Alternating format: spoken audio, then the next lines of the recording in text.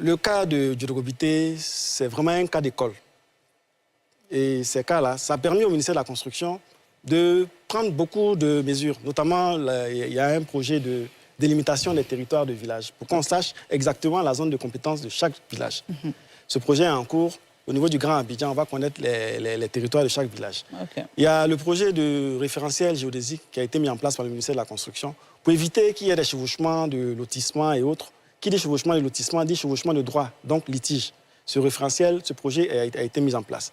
Il y a l'IDIFSI que le ministère a mis en place. C'est l'identifiant unique des parcelles en Côte d'Ivoire pour éviter qu'il y ait ces cas de doublons qu'on voit tous les jours. Il y a la question du territoire massif qui a abouti sur l'ADU pour pouvoir encadrer fortement la communauté villageoise dans la production des attestations de droit d'usage. Et c'est cette solution que nous, on offre à nos populations pour que les gens puissent acquérir des parcelles sécurisées. Jusqu'à présent, quand quelqu'un vient me voir, moi, en tant que directeur du domaine, pour dire « je vais acheter un terrain dans tel village, quelles sont les précautions à prendre ?» J'avoue que c'est une batterie de vérifications que je lui liste. Je lui dis « il faut aller au cadastre, il faut aller à la conservation foncière, il faut demander un état domanial, il faut aller au guide du village pour faire des consultations. C'est long, les gens s'y perdent. La solution qu'on a offerte, c'est l'attestation de droit d'usage où, avec un téléphone, on scanne le QR code et on est sûr qu'on a un document fiable. Donc l'ADU. L'ADU, oui.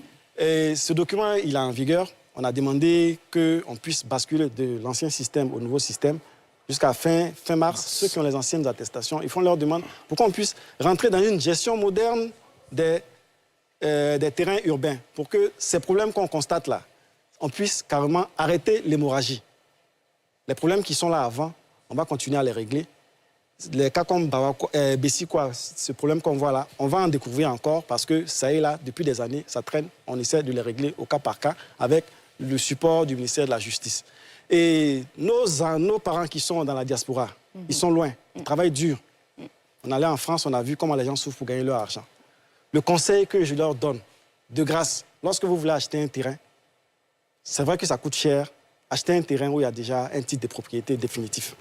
Quand vous faites ça, vous êtes à l'abri. C'est ce qu'il faut faire.